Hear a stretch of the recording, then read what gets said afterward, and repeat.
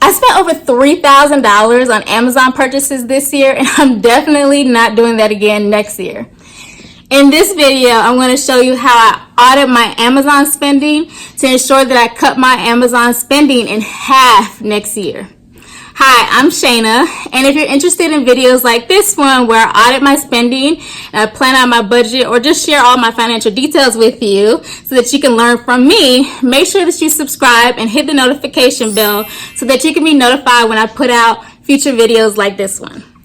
You may not have known this, but you can actually download a report of all the purchases that you have ever made on Amazon, or you can look at a shorter time frame like I did. So I logged on to my Amazon.com account and I downloaded a report that contained all the purchases that I made from January 1st, 2018 until today. And upon reviewing that report, I realized that I purchased $3,242 worth of items on Amazon.com this year. So that is utterly ridiculous, and I am embarrassed to report that, but that's what I did, and I'm going to get a handle on the spending that I do on Amazon.com.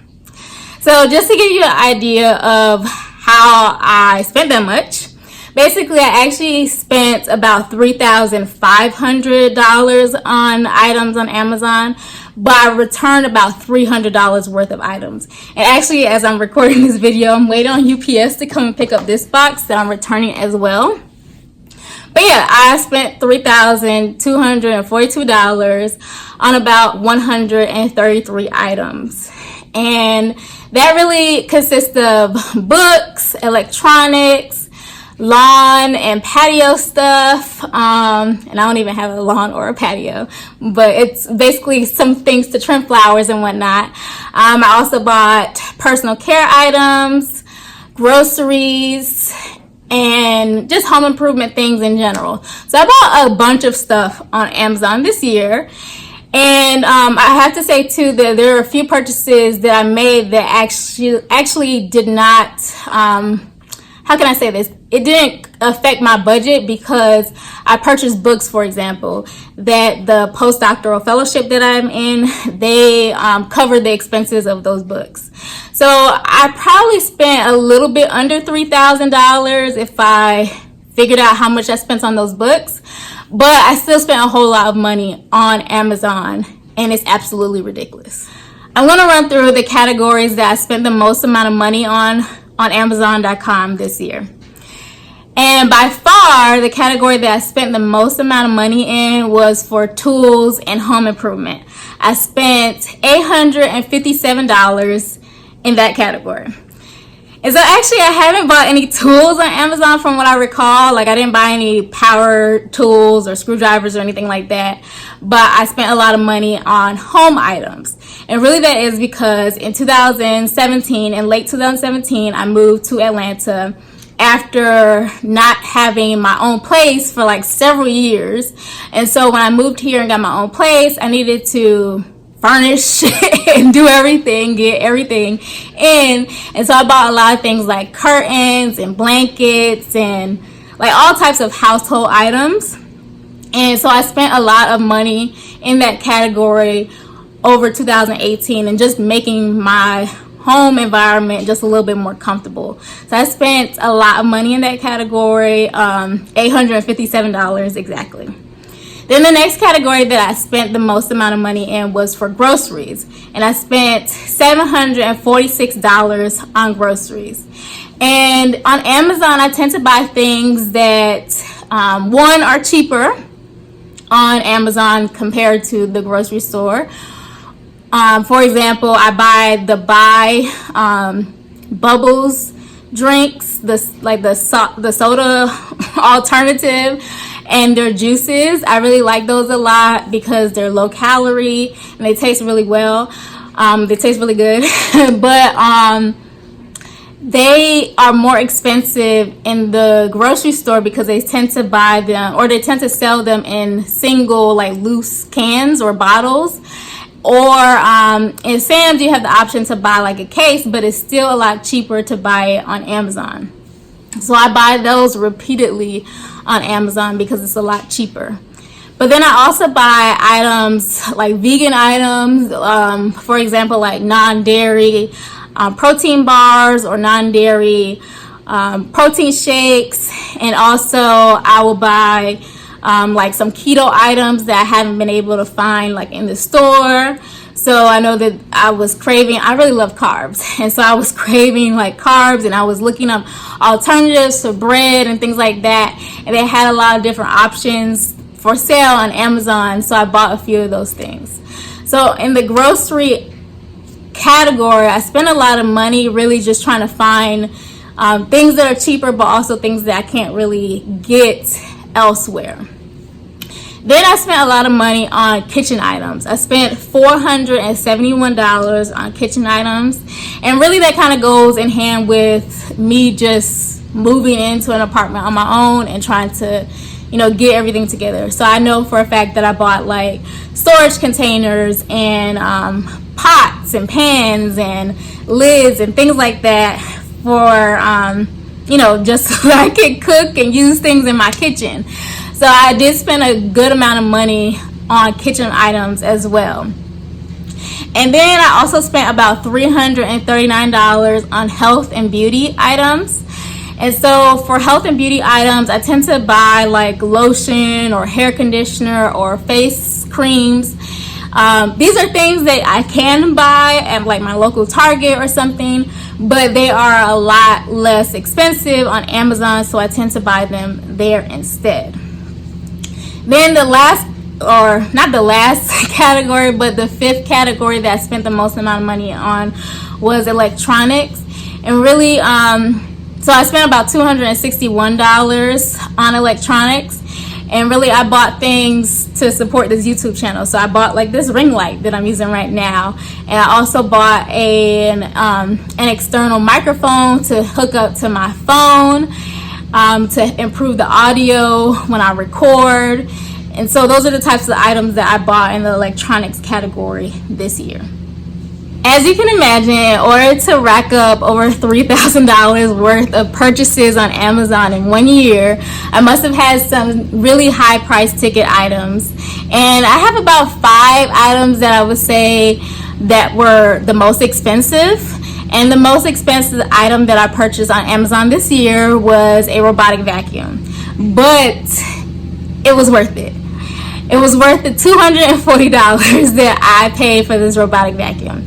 So this robotic vacuum also has like mopping capabilities, but I don't really get to use that much here because my apartment doesn't have that many tiled areas. And I hate vacuuming. I hate vacuuming with a passion, and this robotic vacuum has been a lifesaver.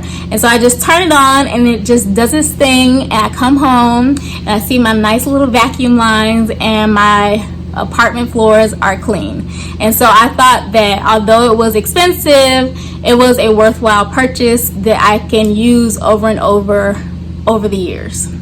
Then the second most expensive item that I bought was a microphone that I hook up to my iPhone XS when I record YouTube videos in order to improve the sound quality. And I spent $150 on that microphone. Then the third most expensive item that I bought was an Oral-B electric toothbrush. And I actually already had an electric toothbrush, but it wasn't working that well anymore. It wasn't holding the charge, and I just wanted to upgrade. And I take my oral hygiene pretty seriously, and I saw that it had some really cool features, and so I wanted to upgrade. And that toothbrush cost me $130, but I think it was worthwhile. And yeah. Then the fourth most expensive item that I bought were these frying pans. And like I mentioned to you, I moved into my apartment a little over a year ago. And within this year, I realized just that I didn't have that many kitchen items. Like I didn't have that many pots and pans.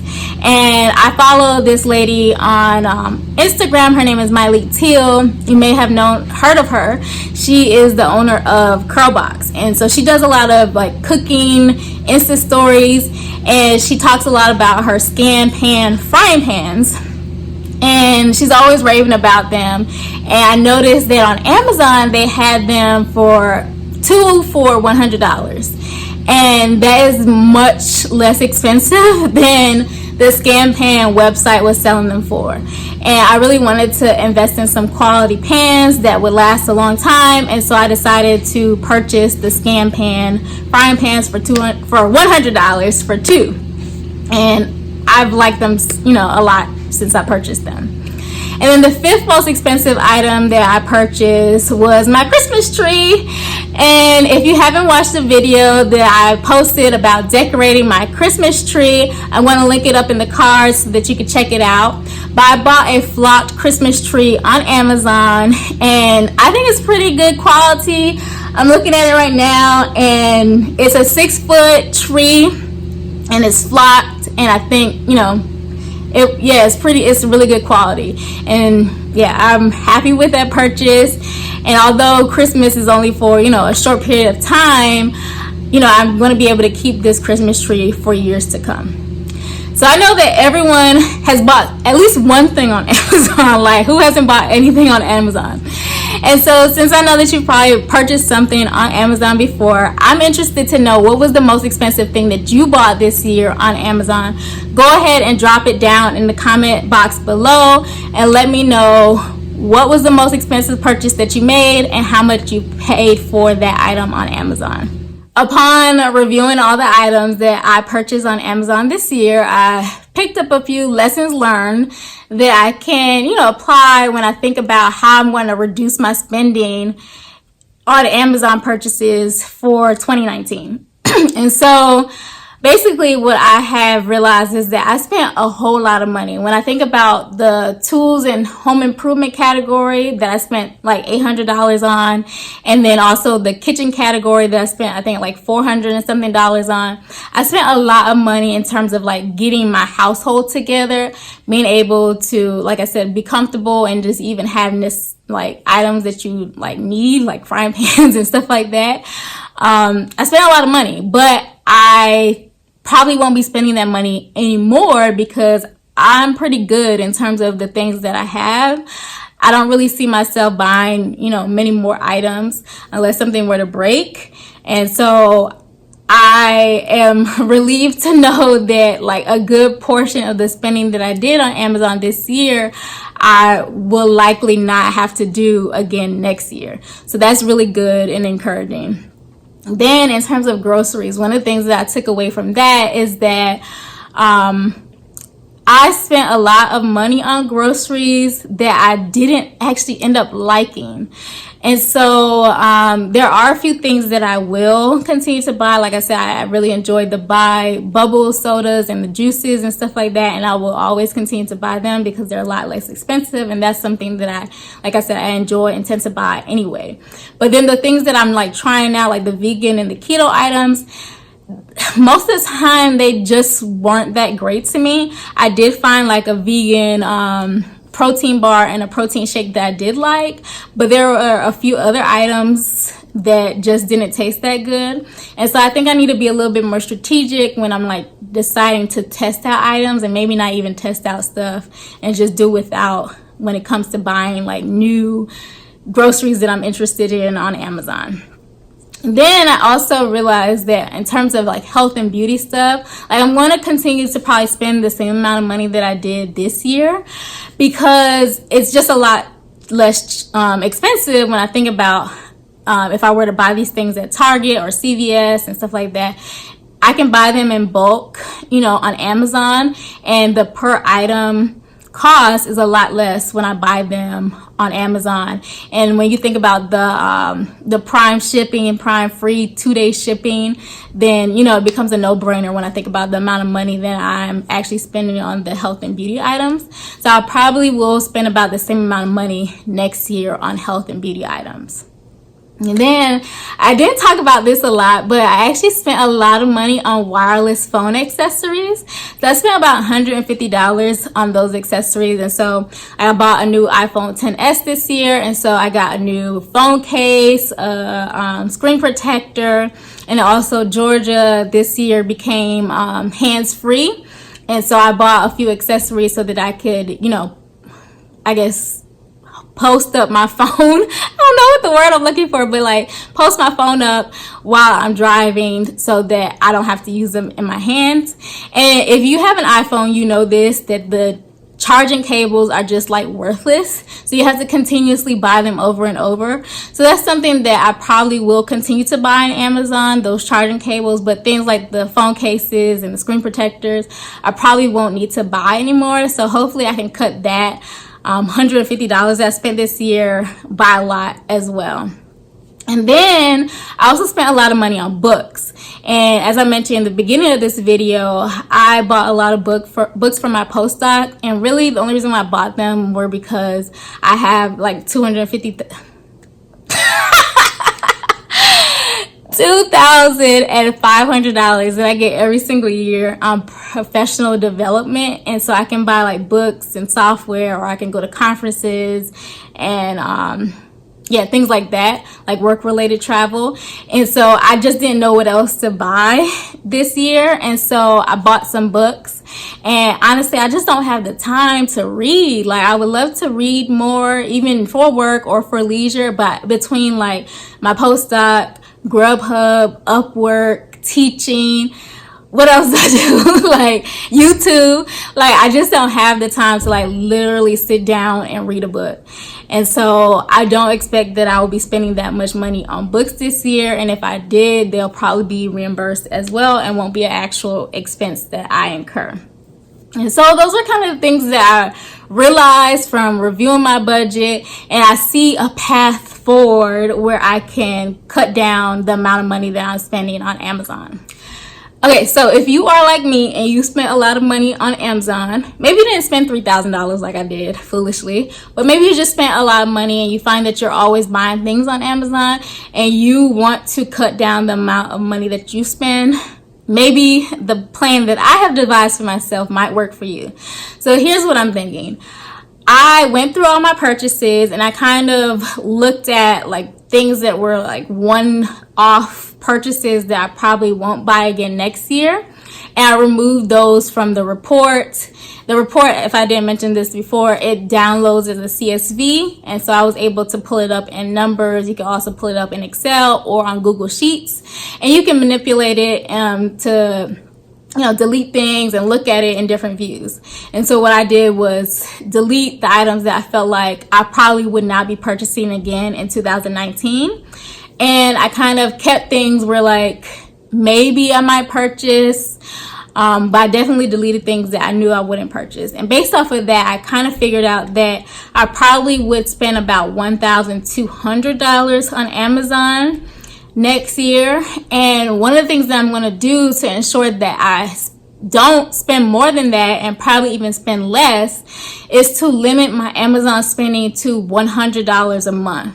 So I will not be able to spend more than $100 on any Amazon purchases. Even if I need it, I'm going to have to like critically think about what I'm buying before I buy it. And when you think about it, there probably are some months where you don't need to buy anything.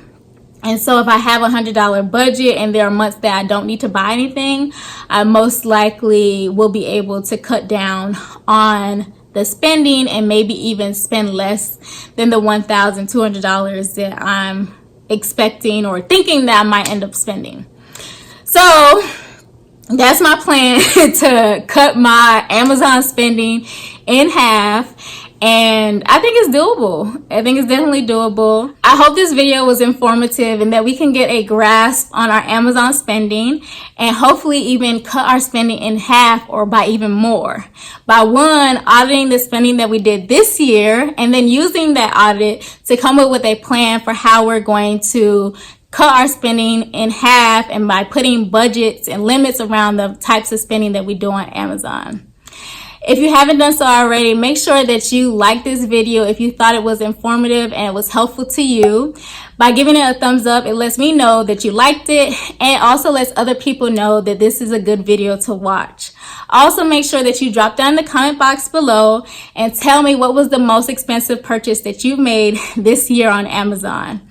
And make sure that you subscribe and hit the notification bell If you want to see future videos like this one, I'm even planning to do one like this on Target. So make sure that you subscribe and hit the notification bell so you'll be notified when that video and other financial videos come out. I thank you for watching, and I hope to see you next time.